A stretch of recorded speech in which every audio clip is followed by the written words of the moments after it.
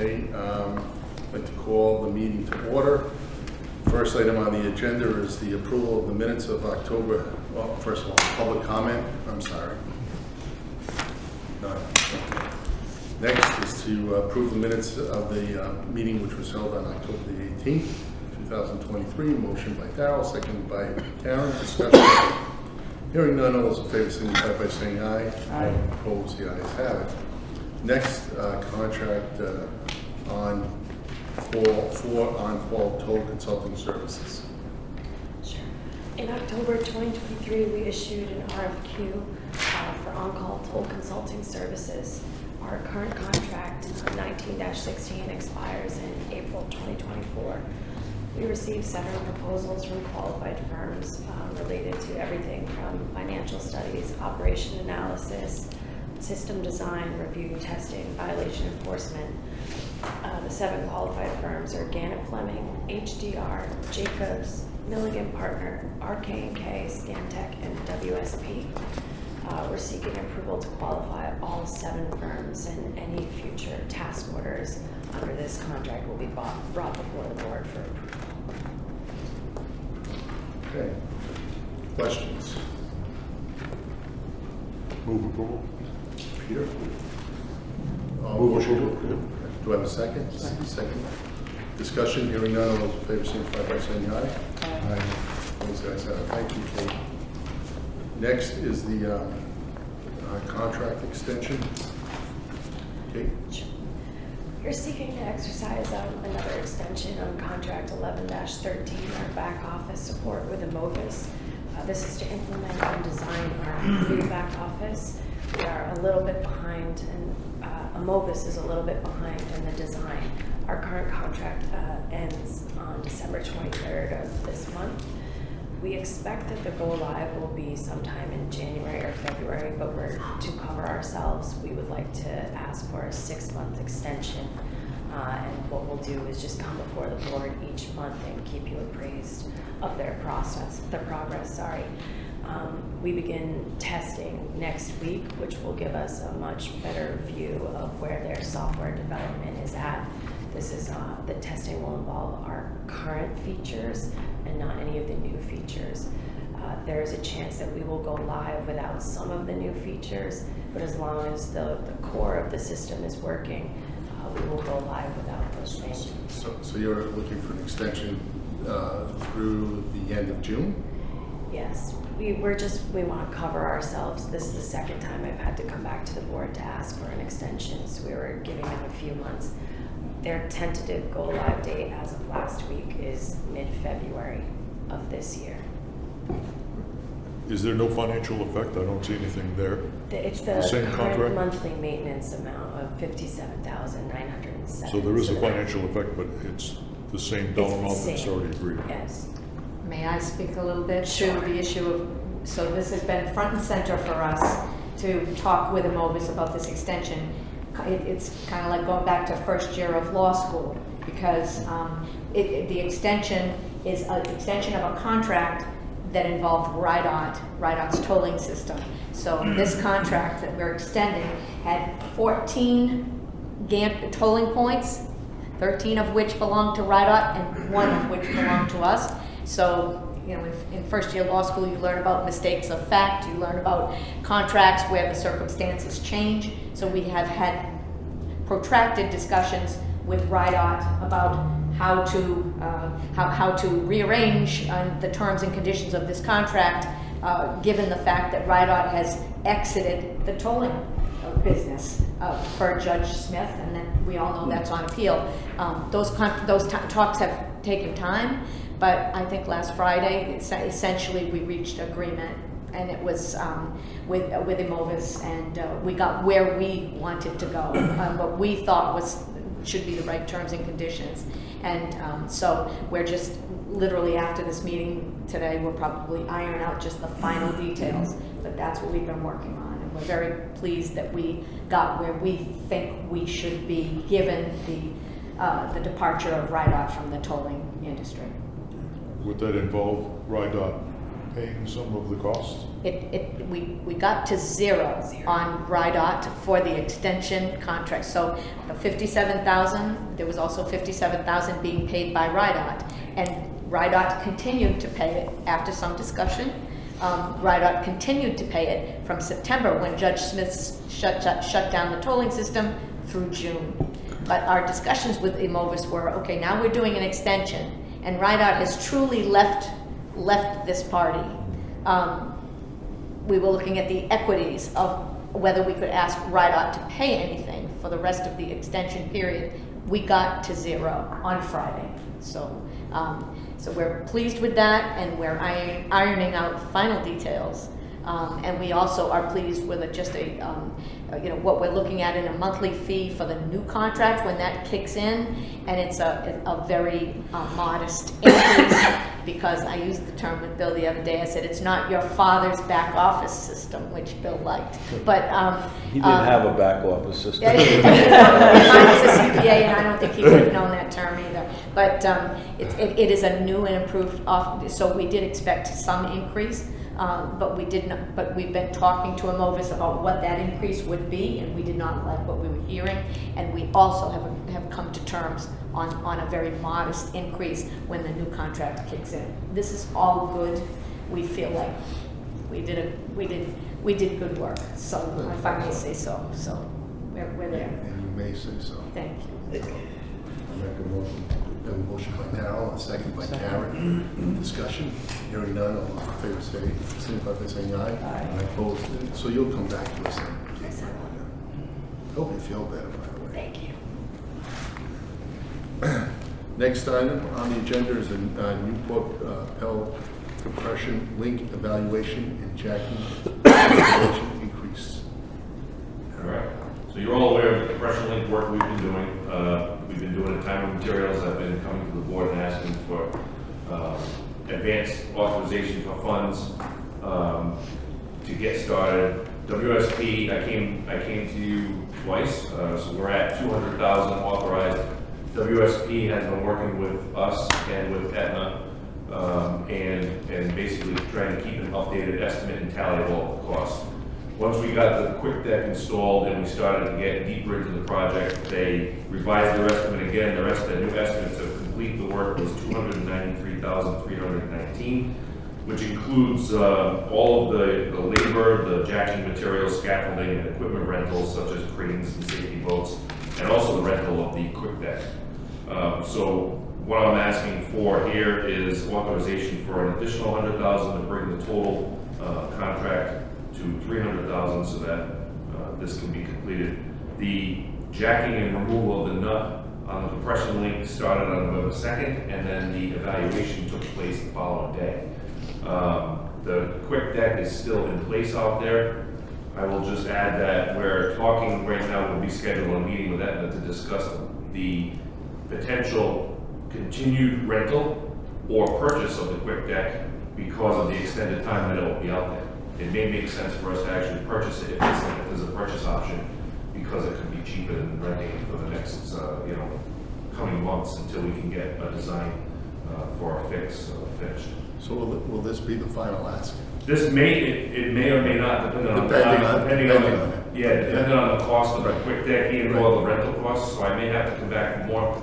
But I will say that this covers definitely all of the work that had taken place and the evaluation. And then you'll come with and say, I think this is the way we should go. Yes, that's right. So right now, WSP is working up a task order proposal to do the design for the fix. Because they've issued a report of the findings with recommendations, and now we have to proceed towards the actual fix of the compression. So that's going to be separate from all of this. This was just the evaluation and all of the work leading up to it. I think Peter had a question. No, actually, I just wanted to point out that this was not the final product. The final That's product right. is still yet to come in terms of fixing it. That's This right. gets us to a point where we understand what the issue is. Yes. Now we can go forward to address it. And the final product will be more costly, for sure. Yep. Further questions? Move approval. Motion by Peter, seconded by Karen Dow. Discussion, hearing none, all those in favor signify by saying aye. Aye. The ayes have it. Next, contract 2317, on-call legal services. I'll take the next two items. Okay. In July of '23, we issued an RFP for on-call legal services.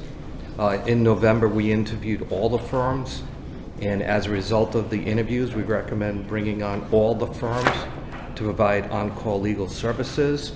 I've listed the firms that submitted proposals to us, and in addition, I provided the various rates over the 5-year period. Questions? No questions of Jeff? Hearing none, do I have a motion to approve the list? Motion by Darrell, second by Karen. Discussion, hearing none, all those in favor signify by saying aye. Aye. Thank you, the ayes have it. Opposed, the ayes have it, thank you. Next, on-call financial advisory services. Sure, this is very similar to the last item. In August of '23, we issued an RFP for financial advisory services. Two firms, Hilltop and PFM, submitted proposals in September. In November, we did interview the two firms, and as a result of those interviews, we recommend bringing on both these firms to provide on-call financial advisory services. Thank you, Jeff. You're welcome. Question? I noted that the second firm there was considerably higher on their rates, significantly Yes. higher. Yep, I've dealt with them in my past life. They're a very competent firm. I've dealt with them as well, for 20 years. I dealt with both of them, actually, and they're both very good. Good. Hilltop is our current advisor. Okay. No, just pointing out Yeah. there was a significant difference. I was surprised when I looked at it. Further questions? Do I have a motion to approve both Hilltop and PFM? So moved. Motion by Karen, second by Darrell. Discussion. Hearing none. All those in favor signify by saying aye. Aye. Opposed? The ayes have it.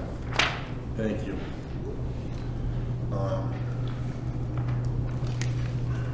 Next item on the agenda is capital project status.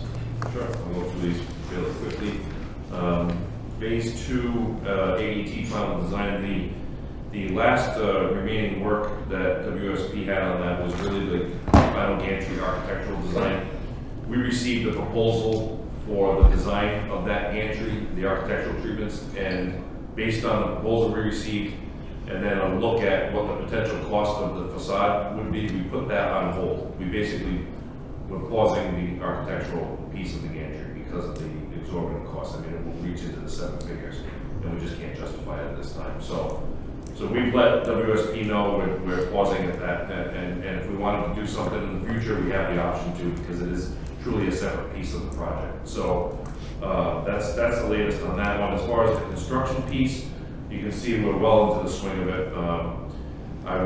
The biggest development so far is that during the demolition of the center portions of the deck where the median was, we discovered that there was an overlay done on the deck in the 80s.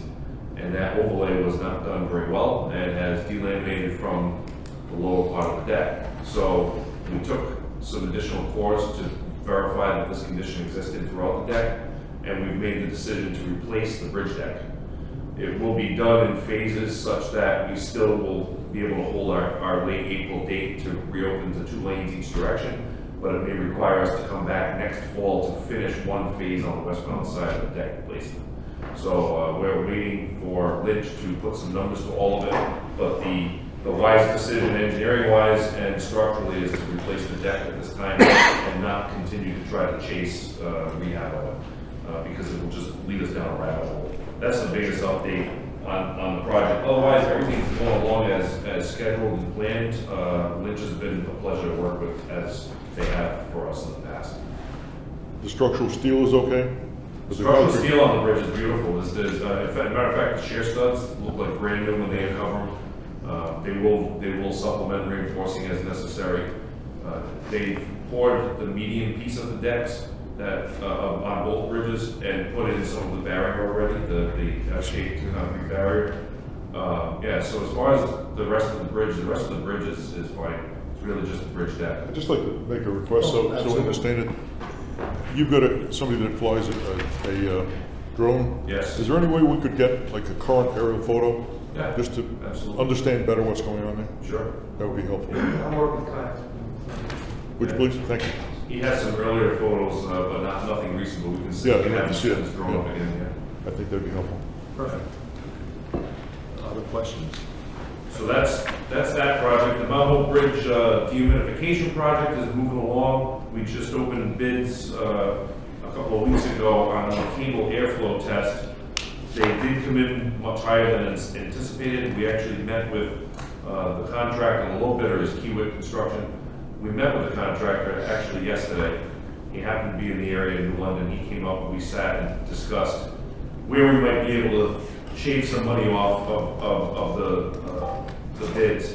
And part of it may include RIPCO supplying traffic control with our own internal staff because of the 6 figures worth of money in traffic control for the period that they'd be out there. So we're looking at ways that we can take some of the money out without reducing the risk of, we don't want to reduce the work that's being done to investigate the bridge. Because if we do so, it'll introduce a significant risk to the final product on the bridge. So we're looking at other ways to bring the cost down. The winning bid was about 1.4 million, which was about double what they had anticipated based on where bids had come in other bridges in the country. But the reasons for it are numerous, including the fact that we've got a 6-hour time window during the day that they can shut the lanes down because Mount Hope Bridge is such a bear to take one lane out and alternate traffic. So we're working through it with the contractor to come up with ways to reduce Is it feasible to consider that at night? To give it more time? we talked about that, but it's not safe to do the work on the cable in the dark. And they've never done it that way on any of the other bridges in the country that have been dehumidified, so it wasn't advised. But we did ask that question. That was the first question, yeah. So are you going to rebid it though, once you find more information? No, we're not going to rebid it. We're working with Kiewit. We're confident that we're going to come to a better number with Kiewit. They're going back to look at some of the items we discussed yesterday. They had things like a decon trailer in case they come into lead-based contact. And we said, hey, we've got a building over there at Mount Hope that they can wash up afterwards. He said, well, that works. That takes 30 grand off. They need a snooper to install one of the injection sleeves in one location, and they were 30,000 on that, for example. We said, well, we'll offer our snooper. He said, that's great. You know, so we're looking at chunks of cost that we can now back out of it. So. Compression link, I just updated you on. I'll keep you all up to date as that progresses. Safety barrier feasibility studies on all 4 bridges are still going along as scheduled. We have regular meetings with Atkins to get updates on those. And that's it, unless there's any questions. Questions? Thank you, Eric. Next, financial reports. Jeff? For October fiscal year to date versus budget, revenue is higher than budget by about 15%, or roughly $2.3 million. The increase is totally due to higher toll revenue, as gas tax proceeds are essentially flat to budget. Operating expenses are lower than budget by 7%, about $300,000. Personnel expenses, utilities, contractual services, and insurance were all lower, while supplies and expenses, repairs and maintenance, and bridge inspections were higher for the reasons noted above in my financial statements. With respect to last versus prior year, revenue is higher by 6%, or approximately $1 million. Again, that is primarily due to the higher toll revenue, partially offset by a little bit lower gas tax proceeds. And operating expenses were actually lower than prior year by 1%. Utilities, contractual services, supplies and expenses, bridge inspections were all lower, but they were partially offset by a higher personnel costs, insurance, and repairs and maintenance costs. Again, more of the detailed information is contained in the notes. Overall, we're doing well this fiscal year, much like we did last year, and I'd be glad to answer any questions that you may have. May I add one contractor. We always list transponder revenue. You'll not be surprised to hear that there is a run on transponders right now. So tomorrow, next Tuesday, and next Thursday, we will be offering the public additional customer service hours to come in here. So from 1 to 6 tomorrow, Tuesday, and Thursday of next week, customers can come in here to open Easy Pass accounts and do what they need to. Have you given any thought, because of people working on Saturday or? We have, we set tomorrow, Tuesday, and Thursday. I understand. We certainly, we can. I mean, I take the- would just look into it, you know. Yes. I don't know if you can, but something to look into. We will. Thank you. Okay. Next. Well, So Plaza Road design work. So you're, if you look out the window, you're seeing it. You may have been delayed a few minutes if you, as you were making your way here this morning. It is going extremely well. Eric has already said Lynch has been terrific. They are on schedule. Eric is tired of me reminding him that come next May, I want to hear that it's done. As we approach Memorial Day, we certainly don't want to be adding to inconvenience when we're at the height of summer season for this area. So dependent on tourism and hospitality and the beaches and everything that's good. So it's going well. The most recent thing that has been happening is we had a company from New Hampshire who came here yesterday and is scheduled to come again tomorrow to deliver some pieces of median barrier for this new configuration right out here at the plaza. They said they needed just a few minutes each time. We got through it yesterday. It's scheduled again for tomorrow. We may have to, given the fact that we have so much additional traffic right now because of what we know happened in Providence with the Washington Bridge, we may have to adjust that, but we'll deal with that after this meeting. So the road design work is going well. It's on schedule, and we'll update you next month as to where, we hope to be telling you, knock on wood, we're hoping to tell you each month that we're still on schedule. Speeding and other safety issues, we are still very much focused on that. I think we reported last time that we had met with Lieutenant LaValle at the Wickford Barracks.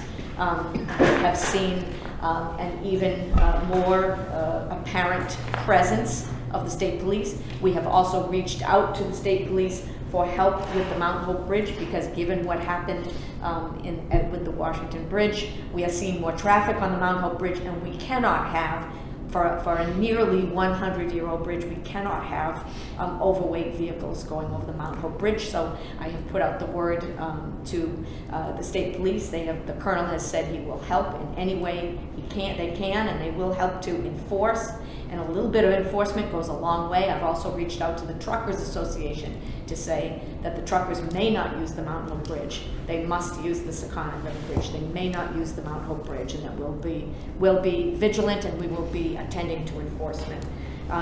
The session is coming up in January, and we'll see if there's anything to be done in terms of speeding with legislation. For speeding on the bridges, we continue to have an issue. Although I will say that there's always a silver lining in the cloud, and I know that the work design here certainly has been.